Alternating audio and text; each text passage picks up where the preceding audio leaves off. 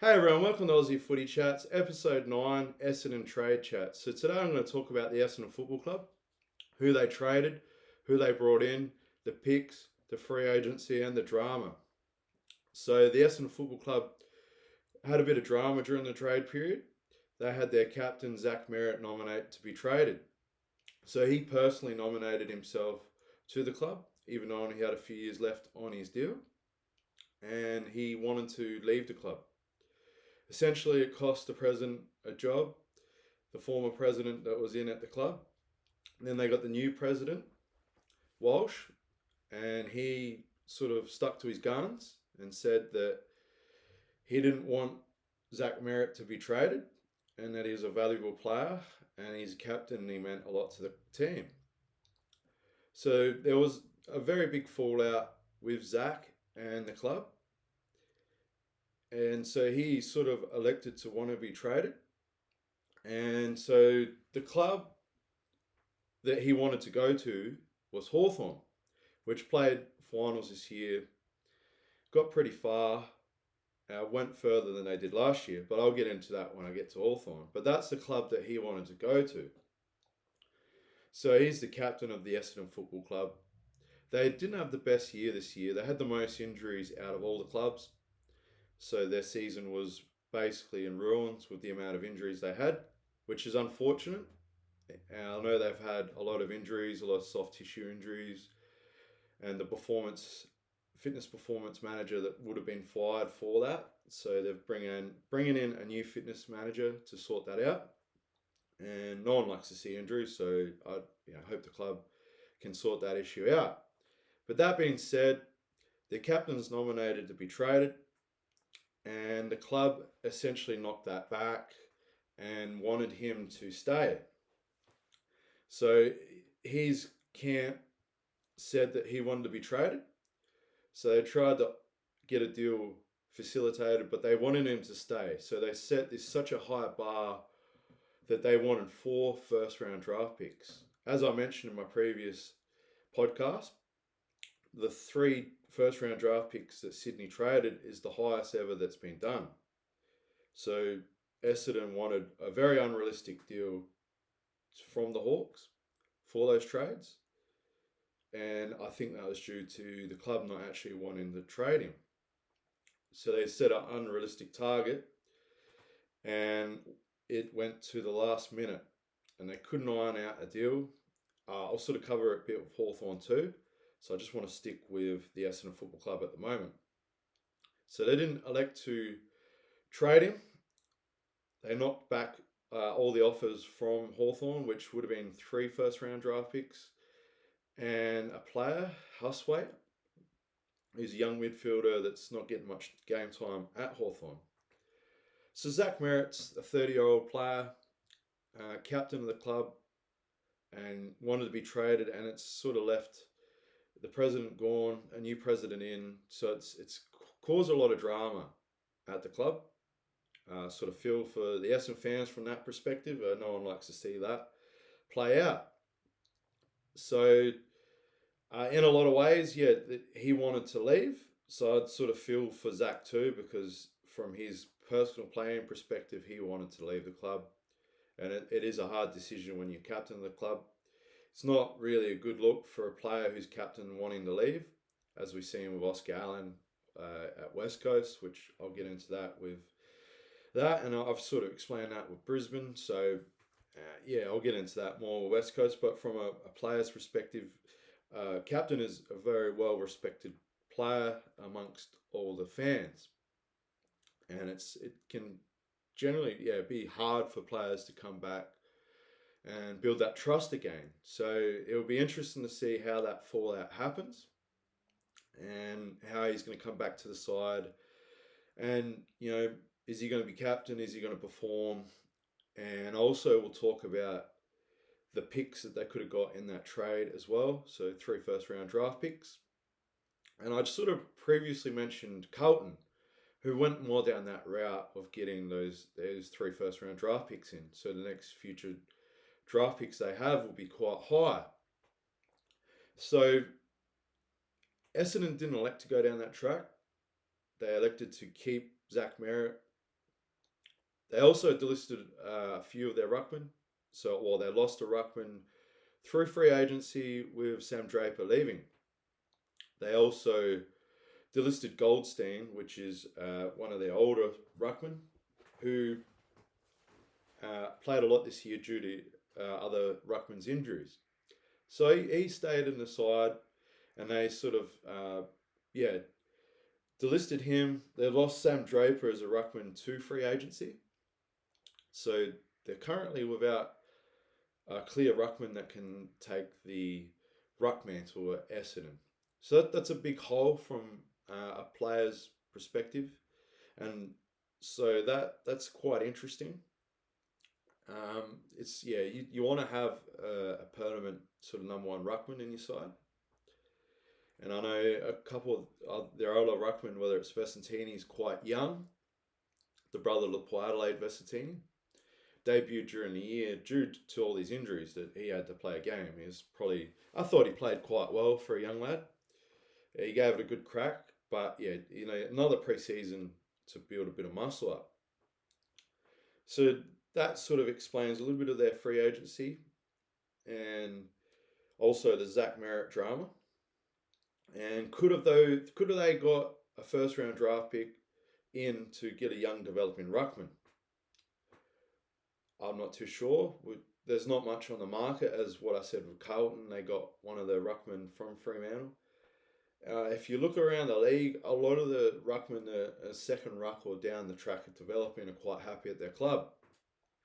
So it does leave the Bombers a bit lower in the rucking area.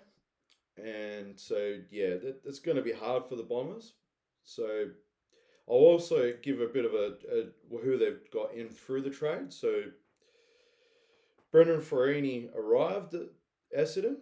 So the Bombers gave up a 2026 third round pick for Farini. So that would not dilute their Draper compensation pick through the free agency. So they get to keep that pick. So in their only future pick move, they hold a full hand in 2027. So they brought in Brendan Farini from Gold Coast, opting to trade for the Sun so they can hold on to their number 21 draft pick they received for losing Sam Draper. So you can lose a draft pick if you opt to bring him through free agency. That sort of swaps for swap. So they opted to trade and keep him. So outside of that, it was quite a quiet trade period for the Bombers. They still have time to move up in the draft, which will be held on November 19th and 20th. So they can still trade picks.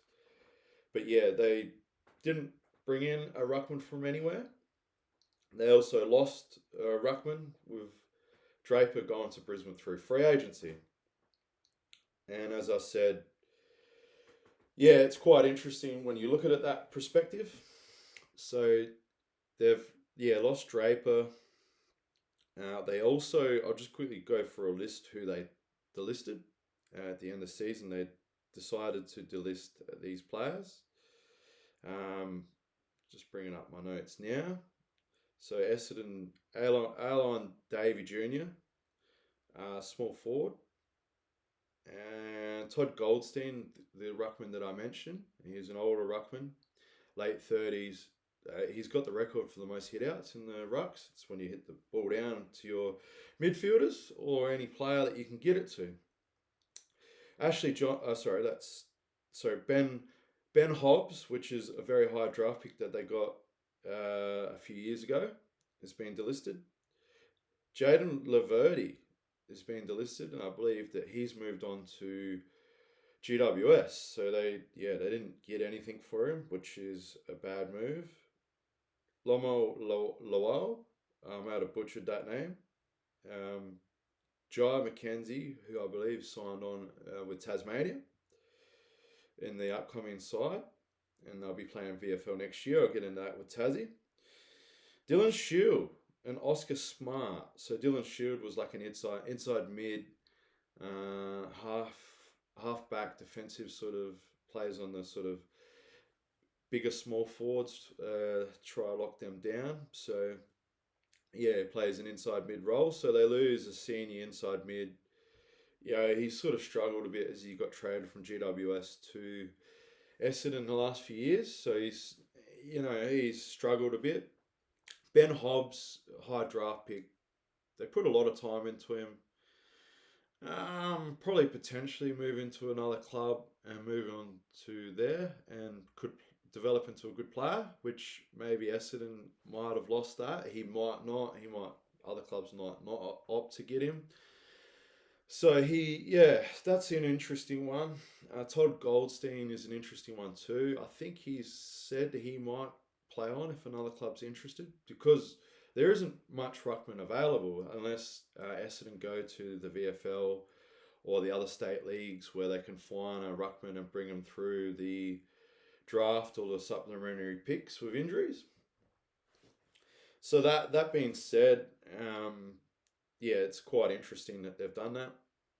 They're the players that don't have. They've actually got a few players that were playing in their 18 on the starting field that they've dropped. Laverty's, a third sort of key defender or mid-sized defender, plays on the third sort of height, almost like a tall halfback to essentially. GWS, happy to take him. So they sort of didn't have him contracted. They delisted him and now they lost him. So, yeah, GWS has picked up there. I'd assume it was a decision by the list management of Essendon and the coaching staff. And, there's a few players that they've dropped. They also lost through free agency. Sam Draper probably would have been their number one ruckman this year. So they're down on that.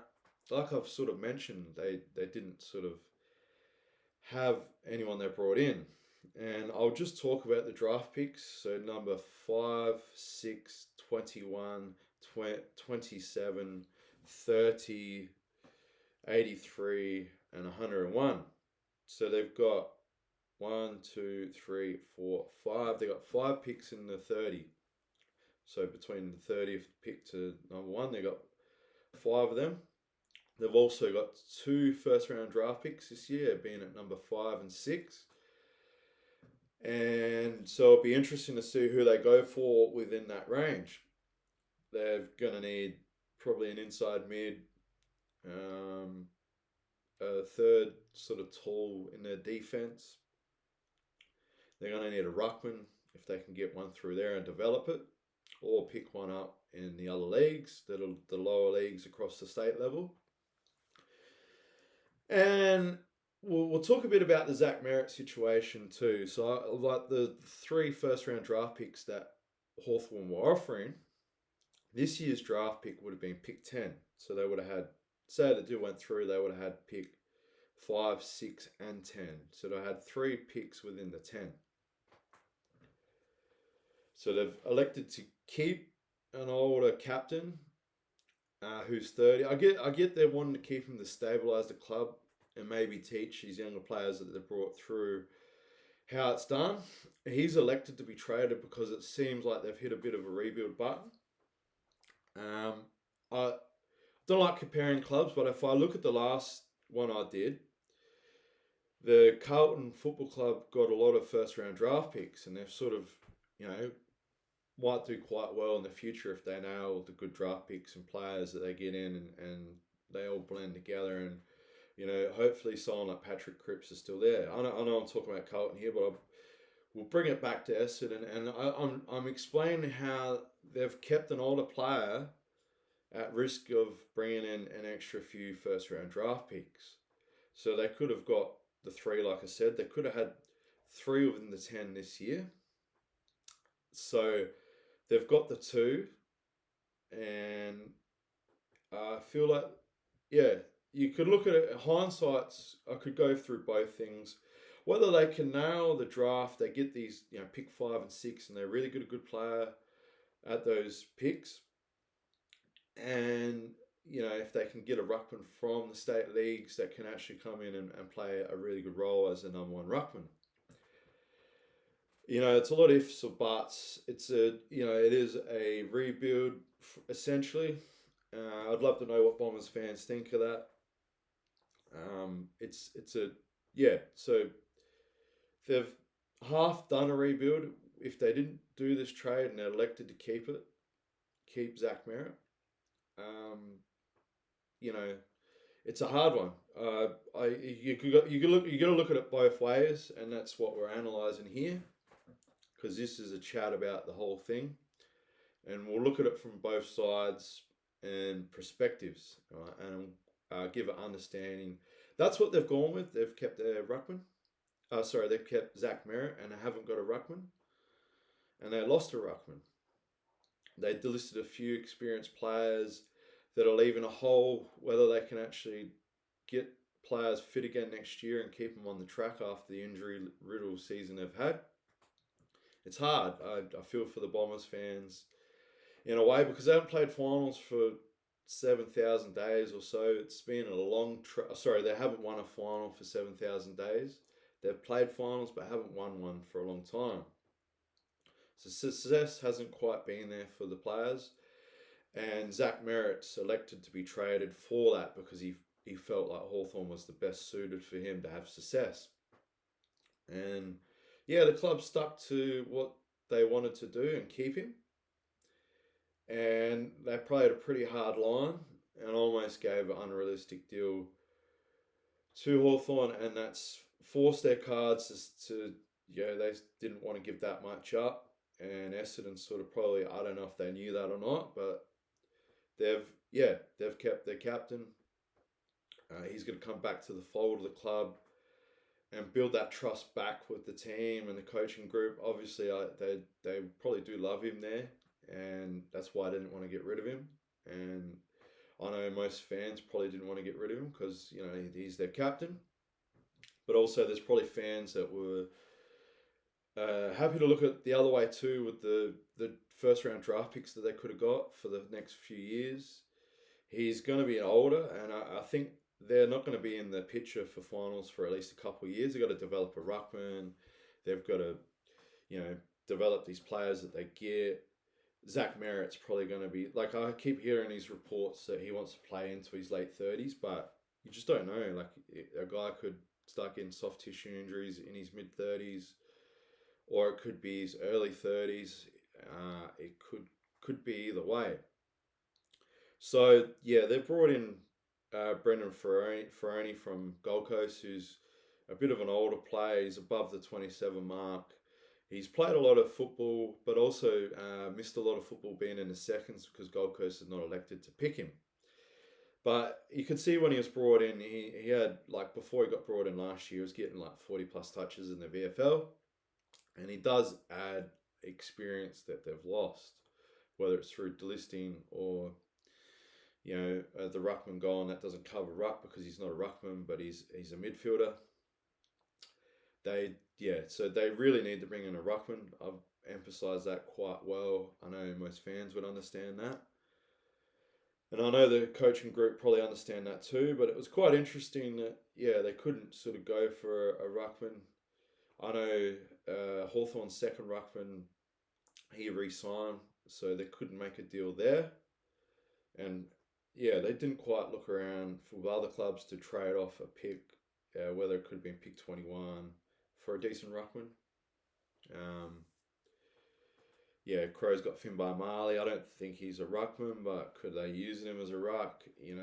There's all these sorts of things and questions that list managers ask, and obviously I would assume the coaching staff would have tried to push for a ruckman, but I don't. These are the questions we don't know, and they're the things that someone like me analyzes looks at it like that. So I'm real big about having a ruckman or developing ruckman there, and they do have some. I know one has done his ACL, I believe, so he's out, and they had Draper out for most of the year because he did his Achilles. Now he's gone through free agency. So, that sort of covers it quite well. I tried to look at it from both ways a bit. I didn't want to be real negative, and I also tried to show some positives with the first round draft picks they got, but also who they could have brought in as well. and yeah, it's quite interesting what they've gone with and who the picks they've got, the picks they could have got, who they've kept. Their captain, is he going to be around for the next window of success? I'm not too sure. So they've kept. It's a hard one because I look at Port Adelaide last year with Dan Houston. They could have kept him. Probably, they got Joe Richards and Jack Lukosius in, and a few younger players this year as well. They've played. Didn't have that much success. I'll go through Port Adelaide stuff a bit later, but yeah, it's interesting when you have a player like Dan Houston who wanted to leave, and the club traded him out of respect to him. In Essendon's instance, they stuck to their guns and kept him. And whether the player fallout, happens more, is he going to be disgruntled coming back, knowing that it's going to be a couple of years before they maybe climb up the ladder? And how's the coaching going to go? Are they going to keep the same staff? Obviously, they made a change with the fitness side of things. And, is Brad Scott still going to be around later on with everything going on, and how long will the club sort of how long do they bounce back up the ladder is a question we don't know. Are they going to nail these draft picks? They dropped a guy that was a high draft pick, and they delisted him as Ben Hobbs. So, yeah, it's going to be tough. Are they going to do the right draft picks? Are they going to bring in the right players that they need? They're going to need an inside mid with Dylan Shield going. I know he struggled at times, but it's also more experience they lost. Laverty down back is another experienced player they lost. So yeah, it's going to be a lot of pressure on a young group to come through. And, from an expert view, from what they're saying, it's going to be hard for them to climb up the ladder. And are they going to get a lot of their players back this year through injury? But, how is that going to go? Are they going to stay fit? And we have all these questions. So, yeah, it's going to be hard for Essendon. You never know. They could turn it around and jump straight up the ladder. But in hindsight, I think it will take a little bit of time. So, just wanted to add that in. And just, it was a pretty good chat there about Essendon. I hope you sort of really enjoyed it. I looked at it from both angles a bit. And, I hope all clubs do well, that's obvious, but there's only so many spots in the finals. So, I think it's going to take time for them to develop these young players. They're going to have to develop a young ruckman. They're going to have to bring a ruckman in from the other leagues somehow. They're going to have to do it. They're going to have to develop a ruckman on their list. So, that's going to be very hard for them. So, I hope you've enjoyed it. And I tried to look at it from every angle. From the players' perspective, from Zach Merritt's perspective, from the Essendon Football Club's perspective, and the fans' perspective, which could be split either way. It's, every fan has their entitled to their opinion.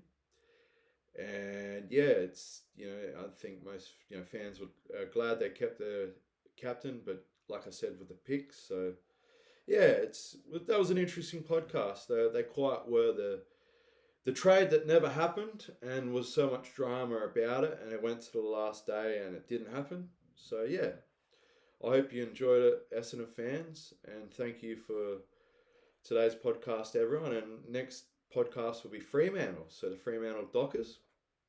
I'll be getting into that next. So thank you, everyone.